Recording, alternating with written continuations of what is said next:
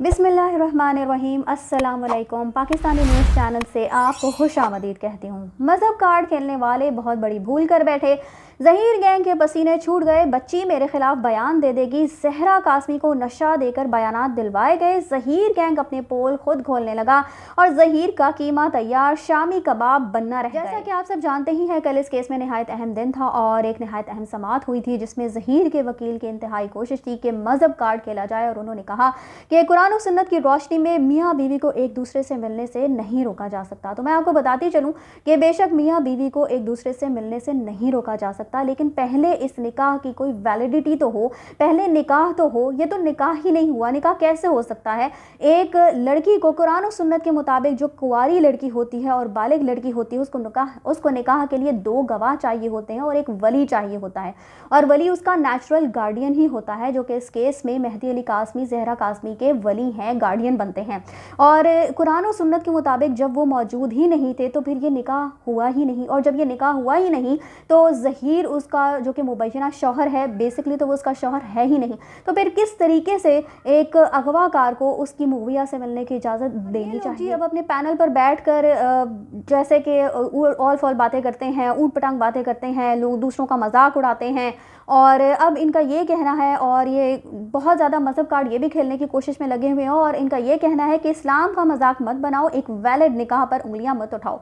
तो वैलिडिटी इस निकाह की कैसे प्रूफ की जाएगी? आप तो ये देखें कि निकाह रजिस्टर ही नहीं हुआ। जब निकाह रजिस्टर ही नहीं हुआ, उसकी कोई वैलिडिटी ही नहीं है, फिर गवाह और निकाह ख्वाह जो है वो भी मुकर चुके हैं, और उनको भी उन्होंने भी यही कहा कि हमसे जो है वो पेपर्स पर सिग्नेचर करवा कर रखे हुए थे और बाद में हमारे उन सिग्नेचर्स को इस्तेमाल किया गया।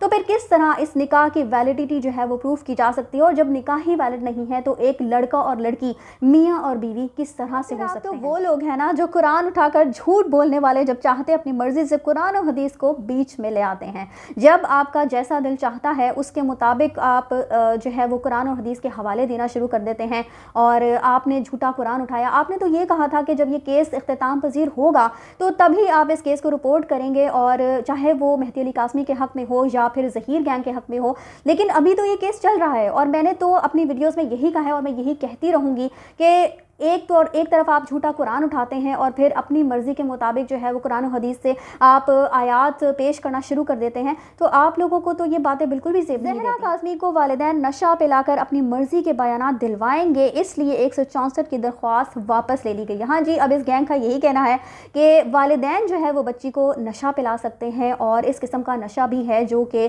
जब किसी शख्स को वो दिया जाता है तो वो वही बातें करता है जो दूसरा शख्स उससे करने के लिए कहता है।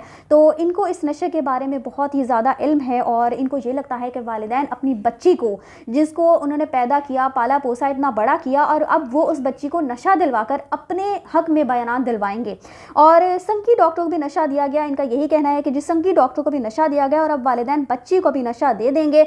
और मैं तो ये सोचती हूँ कि ऐसे नशों का, इस तरह के नशे भी दस्तयाब हैं, कम अज़ कम एक आम इंसान को तो इनका बिल्कुल भी नहीं इल्म। तो आप लोगों के इन नशों के बारे में ऐसा कैसे पता है कि वो ऐसे नशे दस्तयाब हैं कि जो दिए जा सके और फिर अगले शख्स से जो अपनी मर्जी का बयान दिलवाया जा सके? कि हवा टाइट, बच्ची के ज़हीर के खिलाफ बयान देने के डर से 164 की दरख्वास्त वापस ले ली गई, गैंग का एतराफ़। तो जैसे कि मैंने कल अपनी वीडियो में यही कहा था कि अब इन्होंने 164 का बयान, जिसकी इस कदर इन्होंने रट लगाई हुई थी, तो अब इनको क्या हुआ कि 164 के बयान की तरफ से ये वापस फिर गए हैं, और अब इनका ये कहना है कि जी ज़हीर के खिलाफ जो है वो बच्ची को वालिदैन ऐसा कोई नशा देंगे या उसको ऐसी बातें कहेंगे जिसकी वजह से बच्ची जो है वो अब ज़हीर के ख़िलाफ़ और माँ बाप के, अपने वालिदैन के हक़ में ही बयान देगी। तो अब हकीकत तो ये है कि इनकी हवा टाइट हो चुकी है और ये बहुत ही बुरी तरह से बौखला गए हैं। इनको समझ ही कुछ नहीं आ रहा कि अब ऐसा क्या किया जाए कि बच्ची जो है वो इनके हक़ में बयान देना शुरू हो जाए, लेकिन ऐसा मुमकिन ही नहीं है। बल्कि आप ये देखें कि जब बच्ची को कराची के शेल्टर होम मुंतकिल किया गया था तो इन्होंने रट लगाई हुई थी कि 164 का बयान लिया जाए। तो इसीलिए रट लगाई हुई थी क्योंकि इन्होंने जो नशे बेसिकली उसको दिए थे और जिन नशों के असर में वो थी, अब चूँकि इनको भी पता चल चुका है कि वो जो नशे इन्होंने दिए थे उसके असर से मुकम्मल तौर पर बाहर आ चुकी है, और जो ट्रॉमा जिसमें इन्होंने उसको धकेला था वो माँ बाप के साथ, वालिदैन के साथ मुलाकातों से बाहर आना शुरू हो चुकी है। तो अब वो यकीनन ज़हीर के ख़िलाफ़ ही बयान देगी। इसीलिए जो नशे इन्होंने पिलाए थे वो वालिदैन के बारे में ये कह रहे हैं कि वालिदैन जो अपनी बेटी को नशा देंगे जिसकी वजह से वो ज़हीर के ख़िलाफ़ बयान देगी। मतलब कीमा बन चुका है। ज़हीर गैंग के सहूलतकार गैंग के पोल खोलने लगे। अब सिर्फ ज़हीर के शामी कबाब बनना रह गए जिनको अब गैंग बैठकर आराम से खाएगा। बिल्कुल ऐसा ही हुआ है। ज़हीर अपने इन्हीं सहूलतकारों के हाथों जो है वो मज़ीद इस सब कुछ में फंसता चला जा रहा है, और ये सहूलतकार अपने पैनल पर बैठ कर ऐसी ऐसी बातें बेनकाब कर रहे हैं, ख़ुद ही अपने पोल खोल रहे हैं कि ज़हीर जो है पहले तो ये कह रही थी कि वालिदैन से मुलाकात जब बच्ची ने की है तो उसने कहा कि मैंने अंडा पराठा खाना है, लेकिन वालिदैन ने ये नहीं बताया कि उसने ये कहा था कि ज़हीर के लिए आप शामी कबाब बनाएंगी। तो बेसिकली अब जो केस जिस तरह से चल रहा है तो ज़हीर का खुद ही कीमा बन चुका है, और अब बहुत जल्द इस गैंग के हाथों में उसके शामी कबाब भी बन जाएंगे, और फिर यही लोग मज़े लेकर उसके शामी कबाब भी खाएंगे। जानिए इतनी बुरी तरह ये लोग जो है वो घबरा चुके हैं, इनकी हवा टाइट हो चुकी है, इनकी हालतें बुरी हो चुकी हैं, इनको समझ कुछ भी नहीं आ रहा कि अब किस तरीके से इस केस को लेकर चला जाए। उधर ज़हीर के जो वकील थे GM फारूकी साहब वो भी इस केस से विड्रॉ कर चुके हैं, और मोहम्मद फ़ारूक साहब हैं कोई वकील जो उन्होंने अब इस केस को संभाला है। इस केस में अब उनको दाखिल किया गया है। फारूकी साहब को भी इस केस से इन्होंने बेदखल क्यों किया है उसकी भी मैं आपको वजह बताऊंगी अपनी इंशाल्लाह नेक्स्ट वीडियो में। के लिए मुझे दीजिए इजाज़त। चैनल को सब्सक्राइब करना मत भूलिएगा। अगली अपडेट्स तक के लिए अल्लाह हाफ़िज़।